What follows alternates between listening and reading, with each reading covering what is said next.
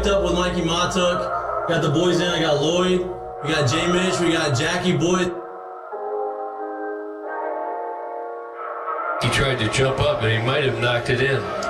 Good time. Let's go. What a start to the Monday. I mean, I'm from Lafayette. My boys will come in and say, oh, God. So me and Joe on the ground. I got Joe in the headlock. And he's sitting there, he's punching me in the stomach, like, punching me. Here, is everyone sitting around, who here thinks Ochinko can practice today after having 5 full beers? And he goes, Chad Jones, right? Chad's doing the 6 minutes. For 7 minutes, right? Chad's like, no, man, I don't think Ochinko can practice today. And I was like, I look back, I'm like, Jesus Christ. I saw you there. You were more fucked up than me. On the spirit plane had some issues, I think. She was sleep farting. you heard her or you just thought it was her? I sat right next to her. I smelled it. Whoa. What was that? Time for the show.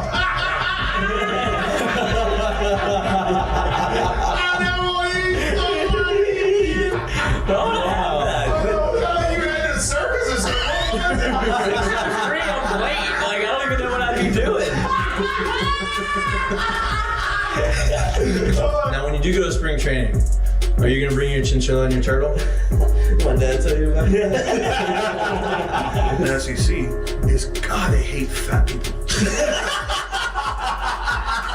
I mean, I get crushed for that. You know what I mean? It's like, come on, man. Hey, just the South, bro. You got a bunch of food down here. Like they should. Players, look at Lloyd. You know what, Lloyd? You're looking for a recruiting coordinator, coach, I'm here. He's like, I'll piss my pants right now. No way. We're wearing gray pants, long gray pants. He goes, I'll piss my pants right now.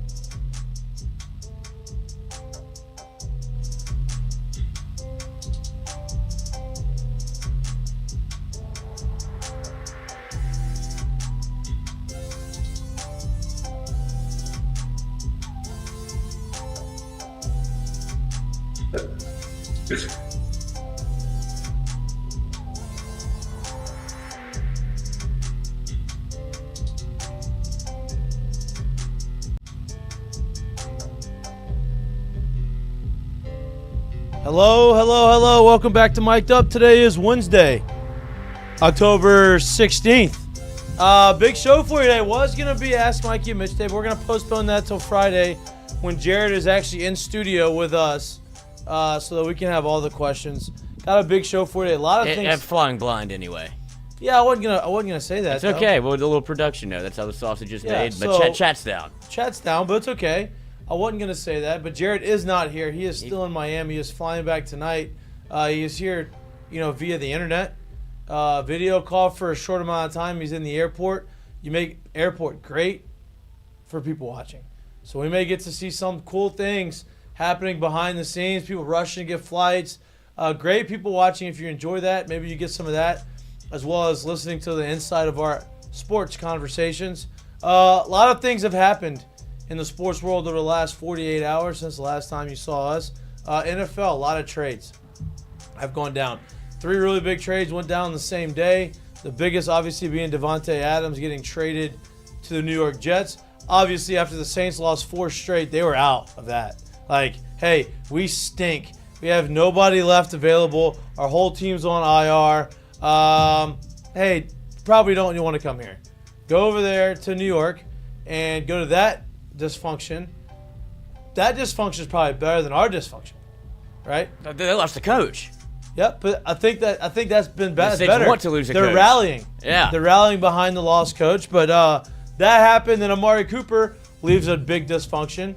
In Cleveland, they stink. He gets traded to the Bills. They don't stink. They do not stink. Great move for the Bills.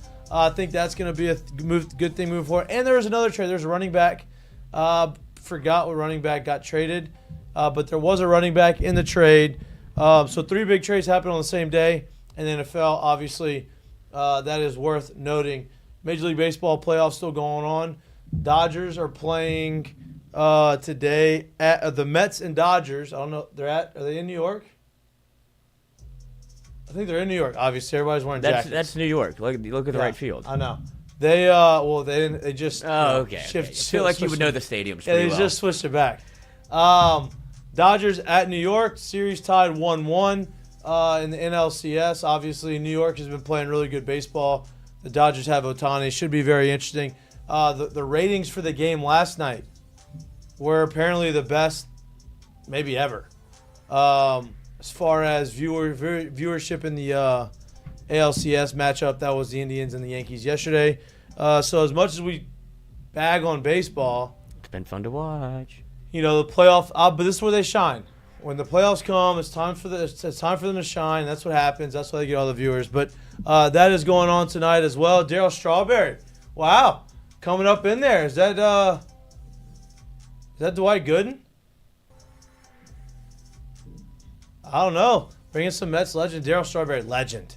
Oh, Legend. Yeah. Big cocaine guy. Stories of Darryl Strawberry in his heyday, unbelievable. Like, wild. But anyway, that's on tonight. I think that's starting in about 15 minutes. Broncos at Saints tomorrow. No Patrick Surtain. No Patrick Surtain. The entire Saints team's hurt. Taysom Hill doubtful. Chris Olave out. Raheem Sheed seems like he may be out for the year. Backup quarterback, third string center. Bub Means, great. He was great. Bub Means played great in the last game. Not a lot to go on. Hopefully the defense can play better than giving up a 50-burger. But Sean Payton's coming back to New Orleans. They're retiring Drew Brees' jersey. Should be electric in that sense. Hopefully the crowd can kind of motivate these guys and they can get some points on the board and win the game and stop this 4-game slide because that's not fun. 2-0. Thought you had something. Everybody gets hurt. You lose 4 straight games. Now no longer a good-looking season. But you know what? I'll watch it, and hopefully they can prove me wrong. And last but not least, the college football slate this weekend. Obviously, not quite as big as it was last weekend, but a lot of interest in some of these games. Big matchup, the top 5 matchup between Georgia at Texas. And then you got Alabama playing Tennessee, which is another interesting matchup outside of the LSU at Arkansas game that we are obviously going to be watching very intently. I'll be watching on the back porch. Hey, listen to me, Lloyd. Weather's fantastic. The weather today has been it's the greatest weather day of the year. I'm in a hoodie. Mm-hmm. I hadn't worn a hoodie in a long time, and it's necessary. It feels good. I'm looking forward to the weather for the rest of the week. It's not going to be quite. It's going to start warming up a little bit, but it's been great. Great weekend to watch college football, and a great day to start talking about sports. Lloyd, how's your day today? Day is excellent. We have Jay Mitch in the Zoom. I just need to know if it's echoing or not, Jared. If you can give me a little help here. It's better. Okay, Hey, good. there he is. There's the guy. Well, we're not going to be able to see people watch because Jared has the little blurry vision on things, so you can't see anybody but him. Speaking of, no, you're not going to be able to see it, but speaking of, you were missing, as you were kind of going through the interview, through the introduction, there was a family of 3, a mom, a grandma, and a daughter, and apparently the grandma either looked drunk Oh. and or very unhappy with something, and it was like a fight and like pushing around, and the grandma like flinched at the mom with her bag, and the mom jumped, and it was a scene. I was trying to get your attention, but you were rolling. It was a scene. Wow. Tried to give it to you. You didn't want it. I tried to give it to you. Oh, Sorry, I talked. 6 o'clock at the airport is prime drinking hours. Yeah, but it's on Wednesday. Oh, no, there's no rules Listen, in the yeah, I airport. guess This doesn't is matter. Miami. I guess Prime. it doesn't matter. Yeah, it's Miami. How was This is Miami? Miami. It's prime.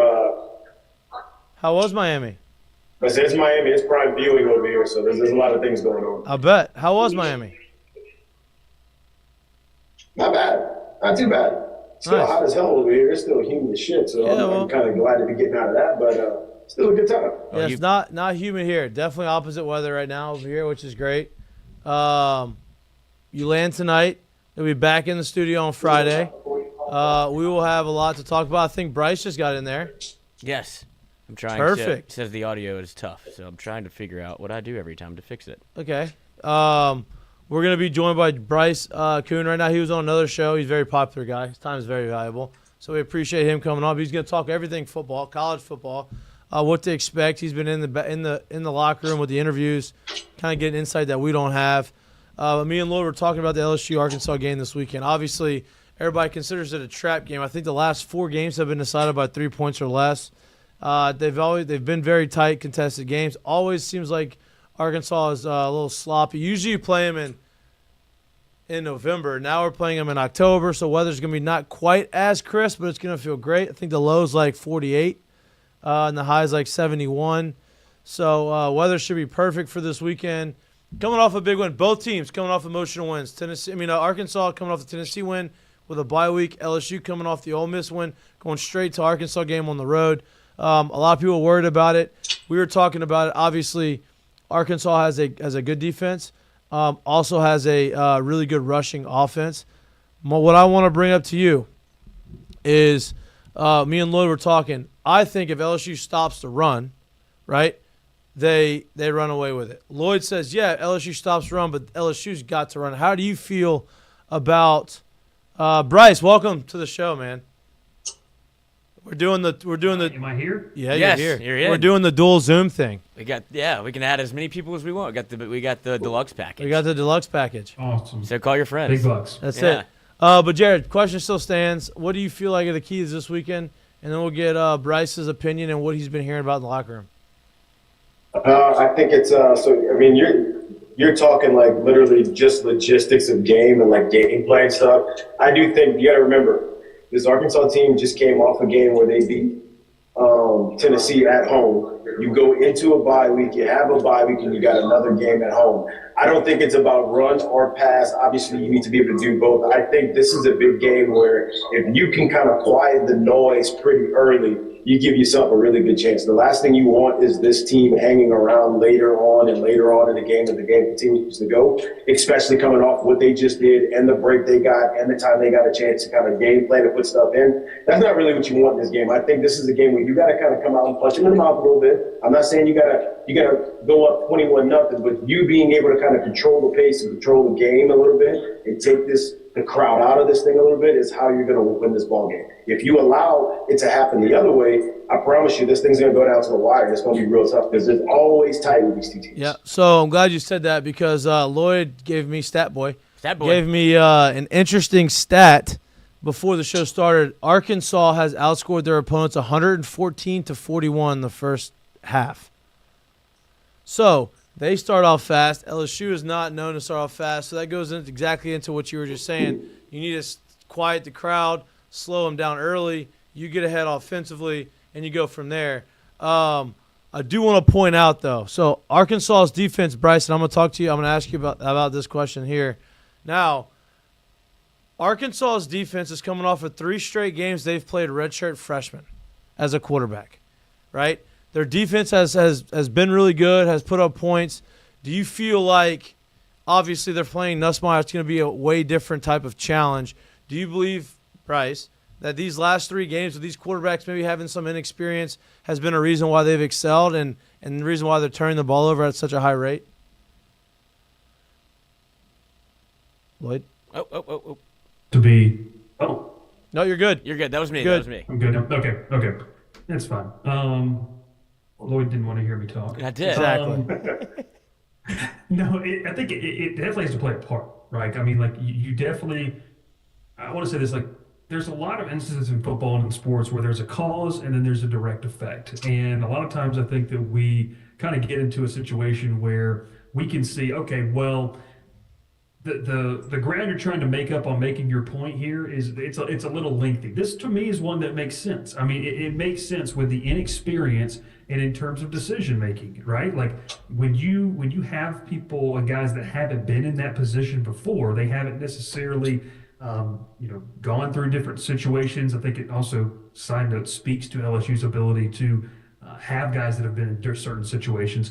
But when you have that, it creates atmospheres that you can't replicate in practice. You can't duplicate something like that until you get to a game. And so I think, to your point, it makes some sense. Like, it makes some sense why those issues are there, why those shortcomings happen, and why ultimately mistakes are made, and the difference, what can be a difference between a win and a loss. Well, and you're behind the scenes, right? You've gone and you've done interviews and you've been around there this week. LSU's offense was thin at the receiver position because everybody was hurt. They had to move Tre'Davious. They've already announced they're moving Tre'Davious Green to a wide receiver spot. But Brian Kelly just announced that CJ Daniels is probable for the game. Seems like he's going to be back in there. Feels like that's kind of an important piece. Now everybody can go back into their initial spots. CJ Daniels, I think, even though he hasn't had that monster game with scoring touchdowns, he's been a very important piece of that offense. Kind of the steady Eddie on third down conversion machine. You throw the ball to him, he's going to make the plays. All those types of things. What else are you hearing? What other guys are going to be around? Obviously, the big question is Chris Hilton. He's day-to-day, but he's been day-to-day since the day one of the season. The day when he got here. Yeah. So what are you hearing behind the scenes? What's their vibe? Obviously, they're coming off a big win. Brian Kelly didn't shy away from that. How are they getting past that, and how are they preparing for Arkansas? Yeah, because, look, Vegas has looked at this, and I think a lot of people looked at it and said, okay, here's your letdown game. Like, here's your letdown game on the schedule. Coming off that emotional win, how do you handle it? And I think, I asked Josh Williams yesterday, multiple questions in this, because this is a guy, Josh Williams, he has seen the highest of highs with this program, and he's seen some low lows with how this program has been. So he has traversed, and he's been in that locker room in situations that any situation you just pick, and it feels like that guy's been there for any type of situation. So I said, what's the message? Is it something that's led by the players? Is it something that comes from the top in terms of Kelly, position coaches? Like, what is the message to say, hey, nobody cares now what you did last week against Ole Miss. You've got to go out there and win on the road at Arkansas. And he was really, kind of this two-step process. He said that Brian Kelly, he was very candid about it. He said, you're exactly right. Like, nobody cares. And that's kind of been the message, is like, that's great. But Arkansas isn't going to cower in fear, and, people are still not going to show up just because you beat Ole Miss, last week. Like, that's not a prerequisite that allows you just to throw the ball out there and win the football game. He said it's really been, a process of, you want to kind of rest, because if you're not resting, and I was like, rest. He said, in terms of resting, like, you have to literally rest your mind to be able to differentiate week to week. Like, that has to happen. And that was something that was kind of interesting, kind of on the mental side of the football game, that I had never really thought about. And then you have to have a reset. Like, that rest, the reset can't happen without a rest. Like, you have to have that. So the mental reset of saying, nobody cares what happened last week. Nobody is going to hand you a W when you go up there to Fayetteville just because you are a top 10 team, and now you're the hunter in this SEC conference, it feels like right now. So that was kind of the message, and kind of just the vibes is like, this team's still hungry. Like, what you saw defensively out of that group, that was a hungry bunch. It was a bunch that felt like they had been cast aside. They had been talked about by, look, not just outside media, people inside as well, like including myself, like had a ton of questions, and rightfully so,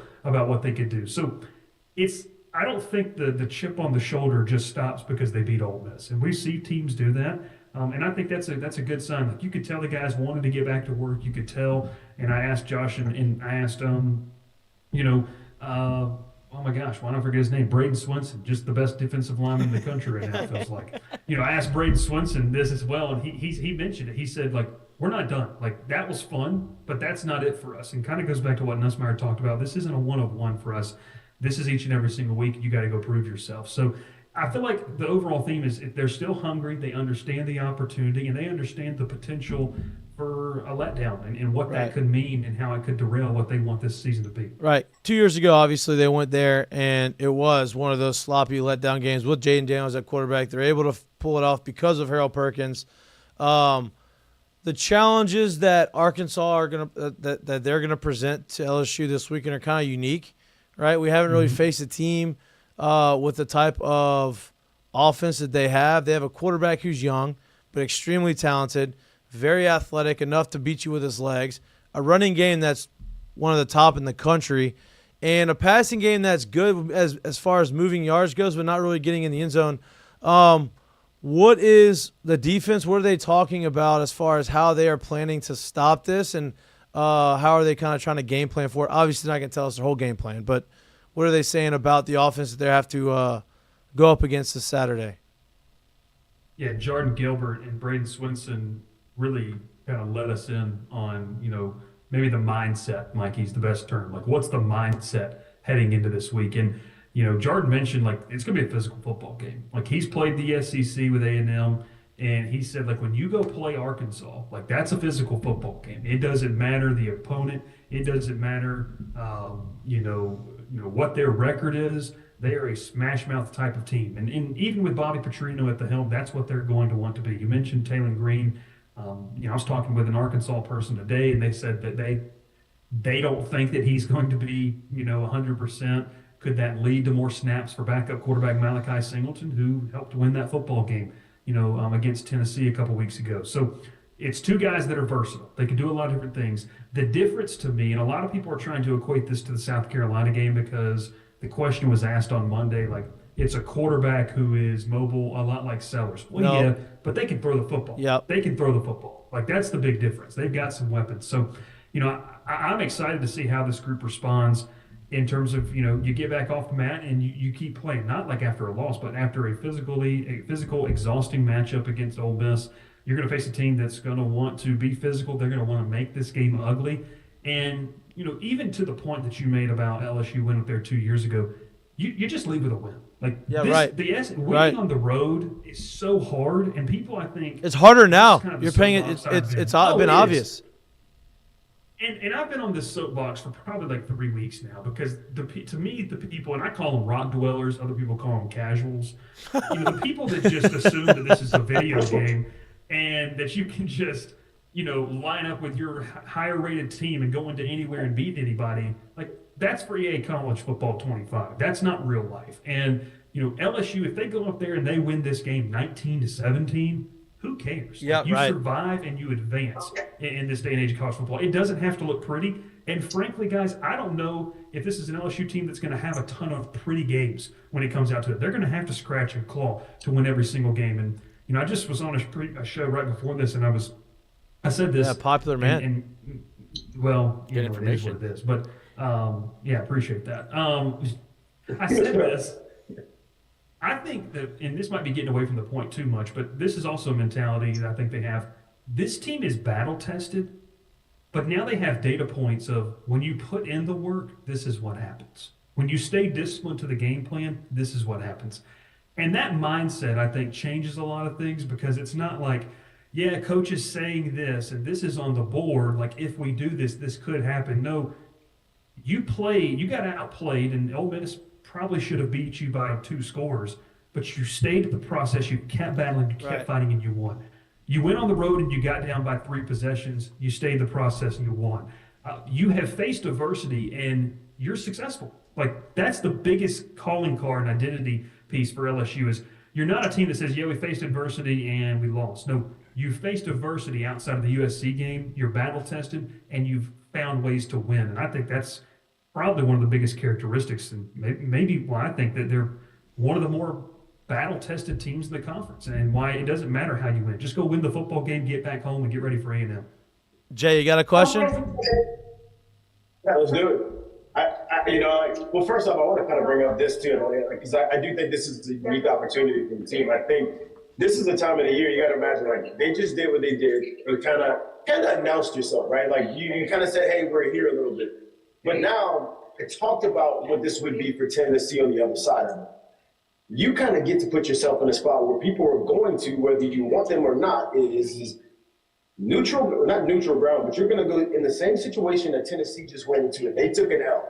You find a way to get this W, you're now looked at as something completely different, because all season up until this point, even now, just because they've been finding ways to win for the most part, people still look at Tennessee as a real competitor, as a real contender in this thing. You go get a W here, people look at you the same. And then we don't even have to talk about the next 2 weeks after that as well, or the next 3 weeks, obviously, because of another bye week. So we don't even have to talk about that. Oh. Play well, you now really become on that spot where people start looking at you like that, because you're already a top 10 team and you're ascending to a different spot. Do you see that differently, or the kind of the same in the opportunity that they have as a team to kind of go into this situation and propel themselves into a different conversation? Yeah, I mean, I think that the conversation shifted, obviously after the win against Ole Miss. But to your point, if you go win this football game, you're no longer, okay, they could. For some people, they might expect, because you're going to roll into College Station, next weekend. And fellas, that's a de facto, and you can remind me if I'm wrong, is A&M on a bye week this week? Are they a bye week this upcoming week? I think, I'm not sure. Okay.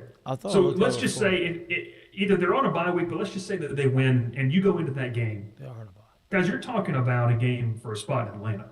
I mean, you have two straight up undefeated SEC teams. If LSU wins in Arkansas, and I don't know what A&M has, this season, but you have an opportunity to, hey, who has the right of way? Who's going to be put on the runway? We'll say, Jared, of going to Atlanta. And I think there should be an expectation if you win this game. This is what Brian Kelly talks about this all the time, and maybe it's coach speak, but whatever. This is what you come to LSU for. It shouldn't be something new. Like, you come, the whole pressure is. But it is for this squad. It is for this group. It hands down is. Like, if you go win this football game, you should expect to be in Atlanta, because I'll say this, like, in terms of toughness factor, if you win this game, and the players shouldn't do it, but the fans are going to, a lot of fans are going to say, okay, if we beat A&M, yeah, why not? Like, if you beat A&M, why not? Because your toughest games remaining are at home after that. Right. A&M plays at Mississippi State. Well, I don't want to say anything about Mississippi State, because they put a 31 on Georgia. Who knows, man? Right. I have no clue. But they're let's say not A&M off. wins that game. Kind of to your point, Jared. If A&M wins that game, LSU wins. I don't know what College game day schedule is, but they may be making another return trip to College Station. They may be making 2 in a row. If they go and play against A&M and that they're there and they beat A&M, you're going to have Alabama at home. If Alabama beats Tennessee, you have a chance to have 2 top 10 matchups in a row, maybe top 5. Yeah. By that time. But to your point, Jared, the expectation needs to be there. It will be. Coaches might try to downplay it with certain players who have the coach speak factor, and a lot of people who cover the team know who I'm talking about, and that's fine. They'll downplay it, but these guys will know. Like, hey, it's go time. Like, there's no if, there's no could.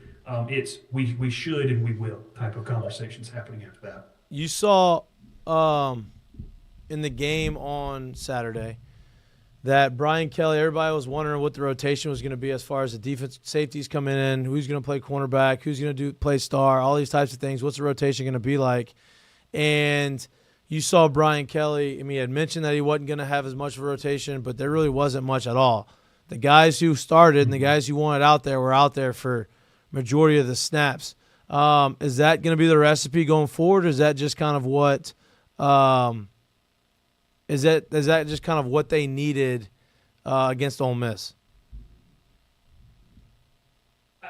I could see, and I can't speak specifically, not because I don't want to, but because I don't know, and I don't think anybody truly knows. There could be some matchup-based things that you like against Ole Miss that maybe you don't like against Arkansas. Like, for example, I'll throw this one out here. Arkansas is a physical football team, not that they're not willing to throw the football, but they're going to run the ball. Like, that's what they want to establish the run. I could see more Jordan Gilbert because that's what he's bet. He is a better run fitter than Deshaun Spears. So that's what he needs to be there for. So I could see that to a certain extent. I still think they feel comfortable. And, Deshaun Spears got taken out of the game after the long pass to Trey Harris that was completed. And immediately from the press box, I saw Brian Kelly left kind of the front line of the sideline, and he makes his way over to Spears on the bench. And it was not a fiery conversation, but one of those, you go back and look, teacher moments, arm around the shoulder, talking to him like, hey, this is what we need. And that's a kid who I think is going to be really good in LSU uniform. He's just being thrown into the fire because they're not very good back there. And so, it's just a learning experience. So there is some certain things, Mikey, to where you could say maybe it's matchup based. But I'll tell you this, it's going to be hard to try to mess with what worked against Ole Miss. I mean, you're always going to want to tinker with things. That's what the great minds do.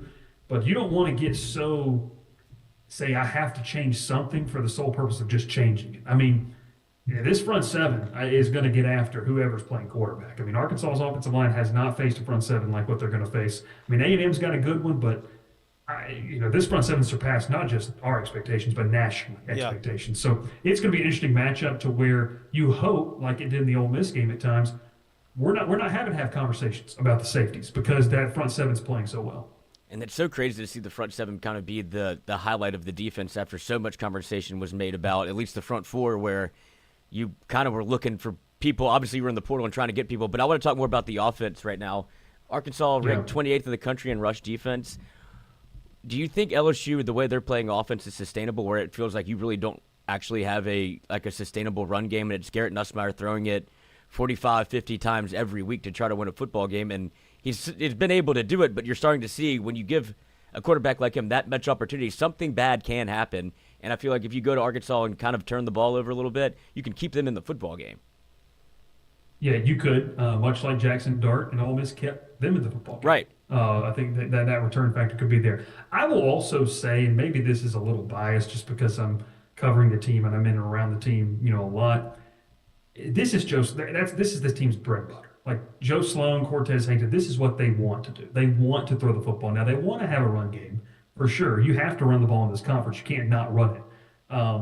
But their bread and butter is throwing the football. And so I don't think that you're going to see them ease off the gas pedal of what has made them successful to this point. But to your point, I mean, you want to have a conversation. I know Jared was talking about this earlier about moving the goalpost on expectations. If they figure this run game out against SEC competition, guys, there's no reason they shouldn't be in Atlanta. I'll just say it. There's no reason they shouldn't be playing for the SEC championship if Caden Durham can do what he did against South Alabama and UCLA and South Carolina. And you saw some. Do that in the back half you saw some spurts last weekend, right? A couple of them. One of them got called back because of penalty, and the running game wasn't great. The explosive plays in that area of the game they weren't there. I'm not saying that by any means. You saw flashes of it, and maybe he wasn't 100%, right? Maybe he was just kind of easing his way back in there.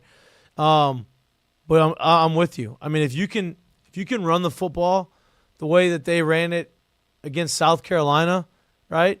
The way that Caden Durham did it. I mean, obviously it was South Alabama, but the way they did it those games, I don't know how many teams are gonna be able to beat you.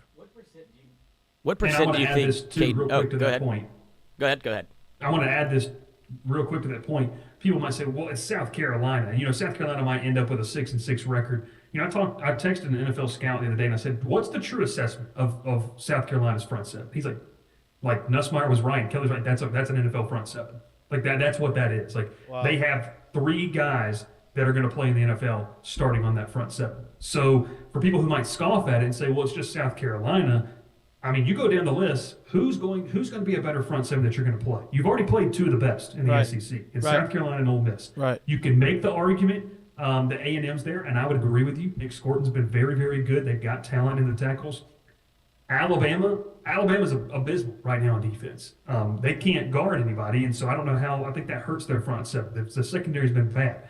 Outside of that, I mean, it's going to take a crazy effort from somebody. Oklahoma's good, but they don't have an offense. So I just don't, like you said, I'm not trying to, I am not a person that will ever sunshine pump this team. That's not the role, that's not the character that I like to take on the LSU beat and any beat that I'm on. That's not, I want to be real about it. And I'm being real about, if they figure this run game out and Caden Durham can, and I use these numbers, if he can give you 75 to 115 yards a game all-purpose, if Josh Williams can chip in, let's say 40 to 70 yards all-purpose, guys, you're talking about, nearly 200 yards on the ground. Like, if they can sit between 150 and 175 on the ground per game, you can be in Atlanta the first weekend of December playing for a shot at one of the top 4 spots. Real quick, obviously you saw much was made of Nussmeier finally. I know it wasn't a designed run, but on a, 3rd and 13. Nice, you beat me to it, Lloyd. Good job. You can take it if you want. Nope. Alley-oop it. I love this. I need you to participate more. I love this. Yeah, I'm here. It's me and you. Jared's Jared's computer out. died. Yeah, his computer died. Yeah, he's out. He's in the airport. Yeah. Well, he's in the airport. So, but when you saw Nussmeier, obviously you see the ability to run. He's athletic and can pick up yards on the ground. At what point do you see LSU maybe involving that in the game plan, or are they just not going to do it because his health is more important? Well, I will never in my life be okay with them ever calling that 4th down play call they called. Oh, Caleb Jackson, like you could that was a blind man saw and that's that. not even on Caleb Jackson. Yeah. That was brutal. I mean, that looked like, and this team makes me want to throw up each and every single week. And I don't know why I watch them. It's like Wake Forest and the slow bash. I don't know if you guys really know what that is. That's what that looked like. I don't know what the heck that play call was. Works on NCAA though. So there you go. It does. To your point, you have to have the threat of the run. Guys, I have never audibly said anything out loud as I did when Nussmeier took off. I literally said, thank you, like screamed it from the press box. Thank you for finally doing this. And there are people that cheer. I don't cheer in the press box. But I thought you weren't supposed to do that. I thought it was a no-no. I think that game you get a pass. It's frowned upon. There's a lot of things that are frowned upon in the press box. Live streaming during the game, we got people do whatever the heck they want. Oh no, we got some drama in the box. Hey, as long man. Complete side note, like however long I'm on this LSU beat, whenever the day I get off of the LSU beat, whenever that is, not looking to, not taking applications or anything like that. But I will tell you, I will come on this show and we'll have a nice little story time. About certain things because it is a wild time. I bet. I've never had the opportunity to sit in the box. We actually, I think 2 years ago, had a seat. No way. There, and nobody went from mic'd up. And so they were like, hey, we're pretty packed up. And I was like, we don't need a seat in the press box. Like, just give us the media access. You bring whiskey in here? I couldn't do it anyway. I want I want to cheer. Yeah. Anyway, back to the question. Well, to the point you guys were talking about real quick. Yeah, back to the question. I think that it's just you have to have the threat. Like, I don't think they need to go, Lloyd, full on zone reads. Right. I don't think that, but there has to be some sort of the defense has to respect it could happen. And you saw, like, on that 3rd and 13 from your own, 8? Mm-hmm. I mean, maybe inside your own 5. They weren't prepared for that. Like, they didn't have, one of the linebackers who was fast enough to get to Nussmeier spying him. They didn't have that. And so I think you trickle it in slowly. Now, for people who want it to be straight up zone read, like, that's just not the guy he is. Now, interesting enough, we asked him about that last week. What was his comfortability? He said he feels like he can make athletic plays, like he can make some off-platform throws. Well, he did that. He showed that. And he did. And you know what? Y'all appreciate this. I asked him, I said, hey, what position did you play? Because I knew he played baseball in high school. I said, what position did you play? Shortstop. He said, I played shortstop. And he talked a lot about watching, Derek Jeter. He also said, I didn't get to watch a lot of them because he retired. And that made me feel old. I was like, what the heck are you talking about? What? But he talked about, making those off-platform throws. When you talk about quarterbacks and guys that can do a lot of times because they play baseball. And they're comfortable throwing across their body. I mean, Mahomes is a big, example of that. But do you know his dad played baseball? Ways they could put their body. I've heard of that once or twice. Yeah, I think Chris Collinsworth mentions that every single Sunday night, whether the Chiefs are playing or not. But But in all seriousness, Lloyd, to answer your question, he has to run the football at times. Well, there needs to be the threat that it could happen. And I think that the way he's going to do it is, I don't think it's ever going to have somebody on the defense spy him. It's never going to be like that. But if he can do that 2 or 3 times a game and extend drives, whether it's a 5-yard gain or a 15-yard gain, like if he could do that 2, 3, 4 times a game with his legs, I think that they may not have a spy, but they may be a little bit more. You just want to hold them for a yeah, second. just a little less likely to drop as quickly as they're dropping. Yeah, no, and you're going to get into a situation where, and it kind of puts your question, both of your guys' questions in here, like the lack of a run game altogether. At some point, some team's going to be like, well, we're just going to drop 8. Like, we're going to drop 8, and we're going to see if Nussmeier makes a mistake. Because if they don't ever respect it, they ran some halfback draws. They ran some draw plays that were very slow, and I think those worked a lot with Durham and Williams at times. But, they're going to have to figure it out because you can't roll through the rest of your SEC schedule and throw 56 times a game and expect to be highly efficient. Right. I would say that. Like that can't be part of the game plan. It worked. I don't think you can rely on that. You got to have some semblance of a run game and have, like you said, Mikey, like you got to have guys that respect the fact that, hey, he could pull this down and pick up 5-6 yards. You don't need him tearing off 80 yards down the field like Jaden did against Florida last year. You just need him to be able to kind of, hey, get 5 yards imagine if he did slide that? and let us play another play. Could you imagine if, wide open, he just came and ran Naked? and just beat everybody around the corner, ran 80 yards? Everybody would be That like, place what would the be hell? nuts. And this is all respect to Garrett Nussmeier. If he turned the corner on a team and ran past an entire defense, I'd be concerned that an FCS team had gotten on the bus and played defense that series. Drug test That's incoming. all due respect to him. Hey, he said drug test is immediately coming into that LSU rock. He said he topped 22 miles an hour on the practice field. That's no pads. Yeah, that's just wearing the little catapult the thing sports and bra shorts. He could do it, though. sports bra He and could do it shorts. enough. He could do it enough. But I want to go on the other side of the football real quick because I don't think this is. It kind of caught me by surprise when you saw West Weeks announced that he was going to forego the rest of the season in redshirt. I don't know if you have more what happened there? of a backstory on this, if it's actually injury related, or is it one of these where maybe the grass is greener somewhere else? And I don't want to put you on the spot if you have information that you shouldn't say, but I didn't know if it's actually an injury because he was out with an injury, and then it comes out that he is now redshirting. Lloyd, I'd love to ask you, where did this come out at? Twitter. Okay.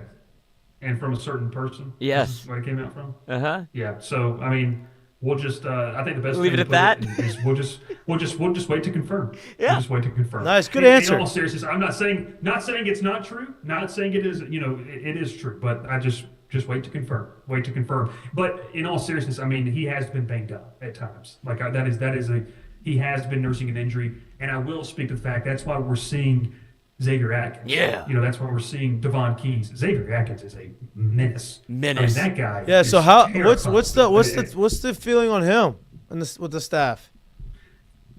Yeah, they love him. I mean, he's athletic. I think that it's much like Witt last year to a different extent. Like athletic guy that can run sideline to sideline really well. It's just about knowing your job and staying in your lane and doing that. Because look, you get these kids, and I'm not saying they didn't come from good high school programs, but guys, you get a lot of these kids where they're the best athlete on the field, and they can afford to try to play 2 different positions at times, and it still works. And then they get here where if you go fill a wrong gap just because you think you're the better athlete, the daggum fullback, whatever his name was, from Nichols runs for 60 yards. Guggenheim. Like that's what happened. Guggenheim, yeah. I was going to say Higginbottom. I don't even know what the kid's name was. Rowan Gardner. No disrespect to him. Wow. Yeah, Rowan Gardner. Exactly. Ooh, classic. But you take a look, like that's what happens, and so it's just getting these guys up to speed. I mean, and understanding, hey, do your job, don't play outside yourself. It's the same game. It's obviously the same game you've been playing since you were 8. Bigger stage, and there's a thinner margin of error in at this level than there is at the high school level. So both of those guys, they love them. I mean, you take a look at Blake Baker. He's got a little baby-faced crew of linebackers that I think he really likes. I was about to say, it seems like the linebacker squad is going to be pretty nasty in a little bit. Oh, and that 2025 class, Blake Baker has essentially said in that 2025 class, we're just going to get linebacker safety hybrids and force you to out-athlete us because you're not going to with the guys that they're bringing in that class. Reminds me of a certain school that used to do that all the time, and that would be LSU. Finally getting back to what the standard is here around. Well, in Baton you Rouge. feel like with that recruiting class with those linebackers in the guys you got in the secondary, you feel like you're getting back to that, right? The defensive line is kind of showing that right now, getting after them, getting a little nasty, getting sacks, forcing fumbles. It's been nice to see. It's been refreshing to see. And all of that can go away. Can I shout out something real quick? Whatever you want. Okay. I want to say this before I hop off because the wife's going to kill me if I don't eat dinner with her before we have our next show at 7:30. So I wanted to say this, though. We talk a lot about Braden Swinson for good reason. Yep. Top 5 in the country in sacks, second in the SEC, just a half sack behind Kyle Kennard. We talk a lot about Zavion Jones. That's awesome. Guys, there's a reason we're not having a conversation right now, and I love the kid. I think he's a high motor, whether he plays another year at LSU or tries the NFL. All best of luck to him, and LSU fans should love him. There's a reason we're not having a conversation about the loss of Jacoby and Guillory right now, and it's because of Gio Paez and Ahmad Bro and Paris Shan. Those three guys have negated, in my opinion, what was potentially a massive, massive loss. I'm not saying in terms of what bring the locker room, but those three guys are playing well enough. It's freeing up Whit Weeks and these edge rushers to be the playmakers. And the fact that we're not saying Paris Shan's name a lot, we're not saying Ahmad Bro's name a lot, we're not saying Gio Paez's name a lot, that's a good reason. Like, it's like certain positions, if they don't talk about you a lot, then you're doing a good job.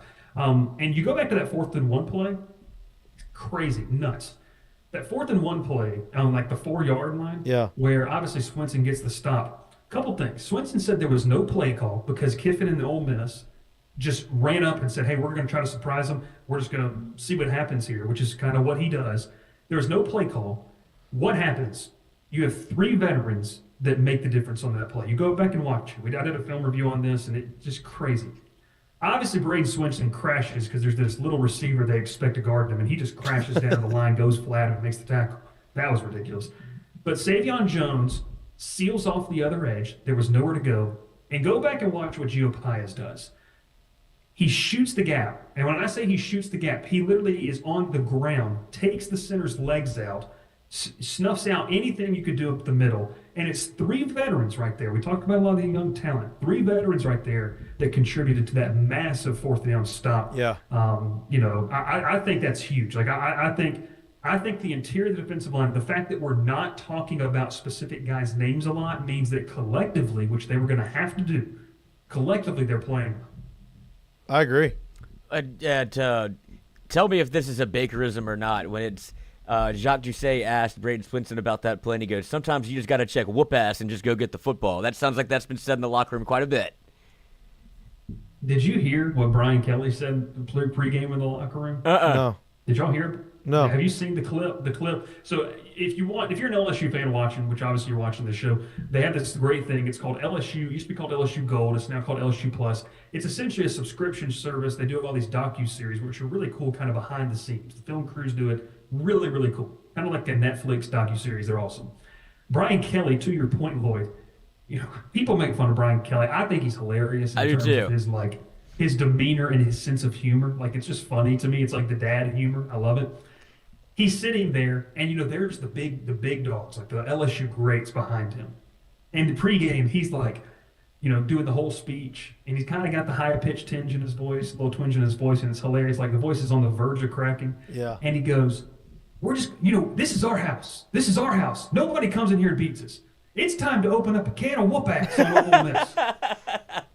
And I haven't heard that in years. In the living room, and I was like, that's hilarious because it's like, it's Brian Kelly. Like, if Ed O would have said that, and if Ed O said that, it's like, okay, that's on par. But to see Brian Kelly say that and his voice just right on the edge of just cracking, it's great. It's awesome. So that's why he said, open up a can of whoop ass.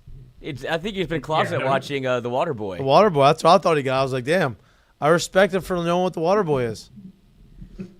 Immerse yourself in the culture. I'm gonna let you go eat dinner. I appreciate you. I know we got on a little later. Before you go, how did you do this weekend on the gambling circuit? I blew it.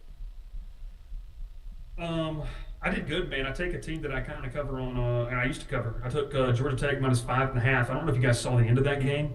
The running back with literally like 14 seconds left ran 70 yards down the field, not only for Tech to win, but to cover. I heard. So I won at a last-second cover on a 70-plus yard touchdown run.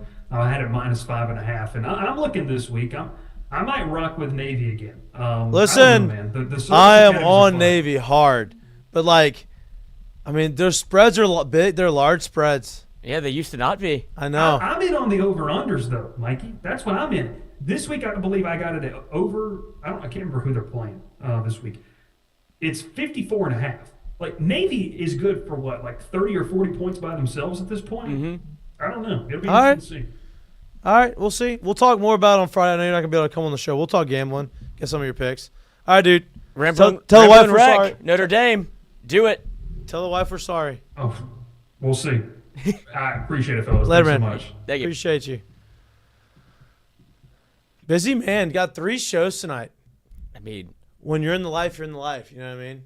Like, do you think his wife is like, this is what you do all day? No, you're up in your little nook, just talking. You're talking. All I hear up there is you talking about football. Well, this is journalism now. Yeah, pays the bills. Everyone's got a show, right? Everyone's got a podcast. Everybody like, and if you don't, even if you're like part of 247, you probably got something on the side that you're doing. So yeah, it's part of his job. So I think she's good with it. I wanted to have her on the stream, a little dinner stream. Bring the kid? Yeah. Feed the kid on the stream? Yeah. Talk a little ball. That's what we said. I'm sure that's what they talk about around the dinner table anyway. Yeah, I'm sure. I'm sure that's exactly what they're talking about. Did you see that Georgia Tech cover, honey? Hey, so did you listen to did you listen to the Scott Van Pelt thing that I sent you? When he was on his podcast? No. What'd you about send LSU? it on? I think I sent it to you. On Twitter? I mean, I saw it in a text message. But I know what he said. It was his pod. This is the 4th time he's done this about LSU. Right. But he did it, they had a phone call like 2 a.m. or whatever. That's when he was talking with Stanford Steve in the airport. And I love when he goes out there and he kind of, because he puts it in like really good words. But they were talking about some of the covers that happened. I guess there were 3 like really bad beats, and Georgia Tech was one of them. Damn, look at the intros. Look at the intros for the Met. Who's that? Oh. Yeah, they got the 4K Flames, camera. and they got the flames and shit. Anyway, sorry. Go ahead. No, you were talking. I said there was 3 bad beats. I don't remember the other ones. No, and then there was also a pod that came out. It was a Virginia Tech podcast. I think it's Sons of Saturday.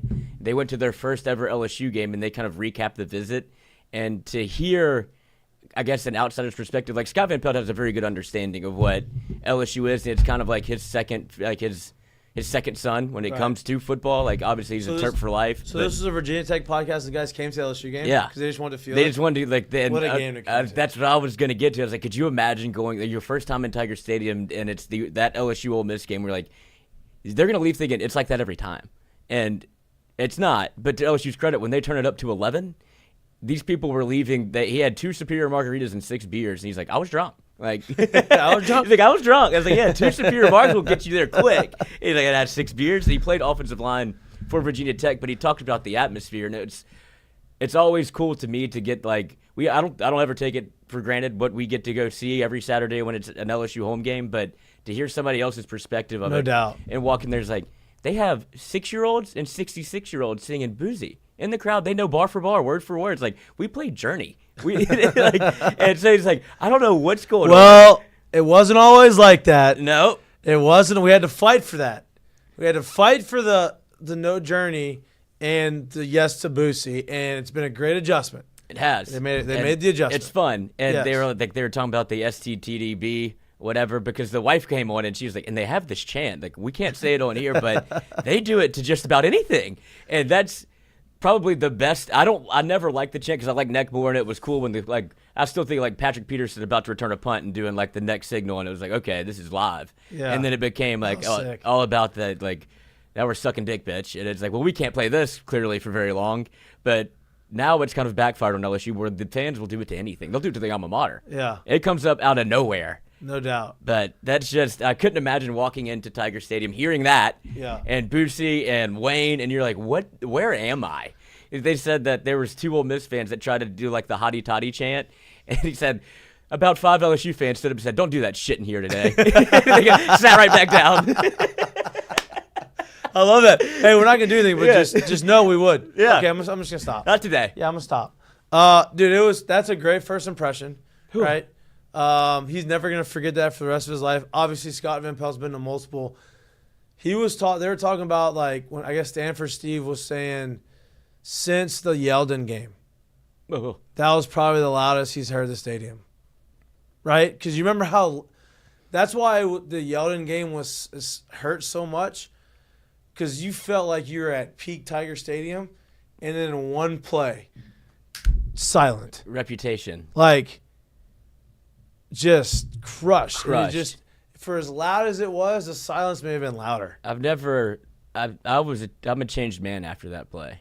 Like I would have been on the Surrender when Cobra. they take the pic, like I'd be that person. Like I would be a meme. Oh, for sure. That was the reaction I had. The ones everybody laughs at, not obviously the crying part, but like Head in hand, Surrender just like- Cobra. oh my god. Because that's the last time I've ever let myself think, like during a football game, like this is about to be an awesome night. Yeah. And then TJ Yeldon goes around the left side, Jalen Mills misses a tackle, and it's like, never mind. Yeah.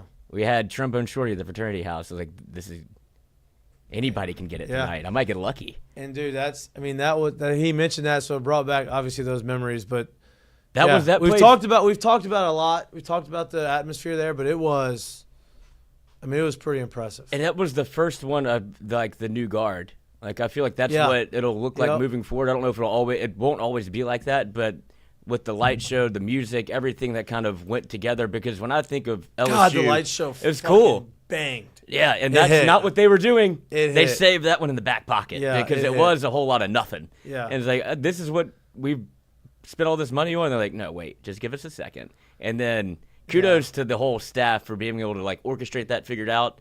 I got a feeling the wristbands won't be back as they turn into Right. projectiles. Yep. But They had to know that was going to happen. yeah, that's the first thing I thought when I saw them. I was like, No, do the students have this? 100%. Like, they take tops off at games. Like, you're going to give them something that can actually, like, fly? Yeah, it can fly. But shame on Ole Miss fans thinking that they're better than LSU all of a sudden. Like, do you not remember Listen last to me. year? I said this, and I didn't know. This is a great way to go. I wasn't going to go this way, but, like, 2 years ago, y'all came in super cocky. Got boat Felt raced. good. Got boat raced. This is your better team. So I can understand you being pretty confident.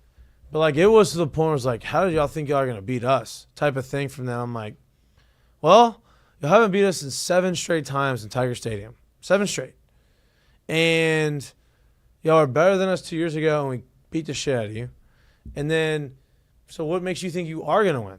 Right? Like, it just felt like they were overconfident, over cocky, and it was like, I think that was a lot of fake bravado because they were extremely nervous about. No They doubt. paid for a big time roster to make a playoff push. When do you think they felt like shit?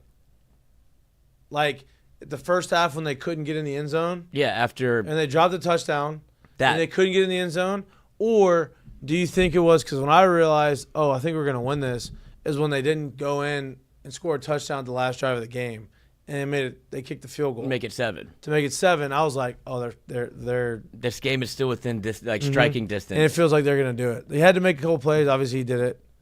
You thought it was the first quarter or the fans No, were like, damn. I think that they probably, when they realized what the stadium was like, they're like, oh, it's going to be one of these. Like, where this place is going to be in full throat for the entire 60 minutes of this football game. And it was a 4-hour football game where I don't think very many people sat down. Yeah. And that's where I think you probably look around and go, it's going to be tough to win in here. Didn't feel 4 hours.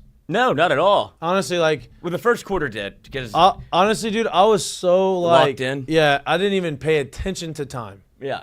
It didn't feel like 4 hours at all to me. I just knew it was a long game when somebody was sitting with like, is this halftime? I was like, that was the first quarter. And like, oh shit, like we're still here. Yeah. Got a whole another one of those, and Yeah. then 2 more after that. But that is also like I would say legacy game for Tiger Stadium. Whenever it feels like for people that don't know, but you hear about Tiger Stadium, it's like, well, it's not all it's cracked up Yeah. to be if you don't get a win. So just for the aura of what Tiger Stadium is and its reputation precedes itself, had to get that one. Well, it was also a legacy game, and his legacy starting to grow day by day. Nussmeyer's. Yep. Because you had the USC game, right, where we didn't quite make the plays. He made a couple throws that he wishes he probably could have had back, and then they score, and then he throws the interception that didn't really matter, but he throws the interception at the end of the game, and he's like, damn, and you could see how much it mattered to him. And you saw They're progressively getting better, getting better, and getting better. And since then, every opportunity he's had to make a play, South Carolina led the comeback. Ole Miss, makes the big throws when it has to. 3rd and 15, scrambles, touchdown pass that he threw him open, touchdown pass in overtime. He's starting to have a nice – he's going to be one of the most beloved quarterbacks potentially when he leaves. Do you agree? Yes. I mean, Nussmeier, this is his fourth quarter comeback, and he's played – he started how many games? Yeah, right. Wisconsin, LSU needs to get rolling a little bit. It'd be nice to not put yourself in that situation. But to have that guy be able to do that? And I think that's where kind of the team is, where it's we feel good about any spot. As long as we're throwing the touchdown, letting us have it last. Because I was listening to Sean Salisbury talk about it, and he's obviously not connected to LSU. He watches it. He watches quarterback play more than anything, and he was talking to Moscone, and he's like, Matt, first of all, let me get this out the way. Nussmeier has 2 10-pound bowling balls in his pants because the nuts on this guy, every time you put him out there, it feels like if you're the defense, you're in trouble. Coaches love that shit too. Because they'll take the good with the bad. Yeah, and if you got that gene where it's all right, I feel good that he's going to be able to do this. Brett Favre gene. Yeah, you know what I mean. And that's what he would say. He's it's not the throws that he made. It's the throws that he tried to make. Yeah, attempted. Yeah, and that he doesn't care. Even after a pick, you see no quit in him, you see no tentativeness. He's that kid wants the football again, and he's going to do the exact same thing, good or bad. But he trusts what he sees. He's he's an NFL quarterback playing in college right now, and I would love to see him come back because he can only get better. But there's NFL teams that are give me that guy. Yeah, no doubt. It'll be like that for the rest of this year because I don't see a world where LSU is. You can't stroll into Arkansas and feel get an easy win. You can't. You're not going to go in A&M. They're not going to be easy. No, and that's the guy. Vanderbilt's not easy. Whenever you want these, whenever you're in these nut cutting games and it's 1 possession, 3 points, it can go either way. That's the guy you want. You want the guy that's going to be able to do it. And he's shown you that he can do it. He's not nervous about doing it. He relishes those moments, right? Which is what goes back to your point. If you can run the football, how much better would they be, right? Bryce said that they would be in Atlanta. They should be in the SEC championship game if they could run the ball effectively. And, yeah, if they ran the ball for 150, 175 yards a game, I think. That's a little pie in the sky. Yeah. That would be the best offense in the country. But if you could do it just, rush for 115 yards a game. Give me 80. Right? Give me 4 yards a pop. And with Nuss doing that, I think that you have a pretty special team. And the defense is only getting more confident, right? It just feels like. The last 2 games you've seen from the defense. This is a big game. Yeah, well, big game, not in the not even just in the scheme of, record wise and bowl game.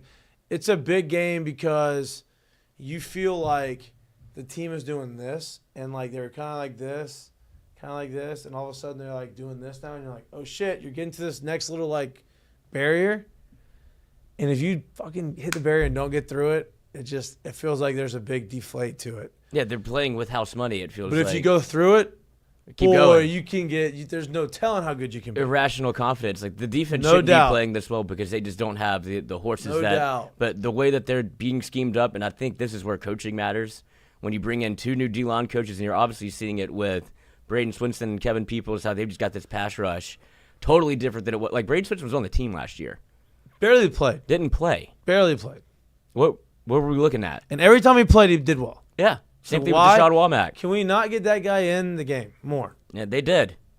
And let's see what happens. Savion Jones is a huge reclamation project. He played last year, but he wasn't. He got good at the end. Yeah. He got, you know what I mean? At the end of the game, end of the season, you could tell he was playing much better.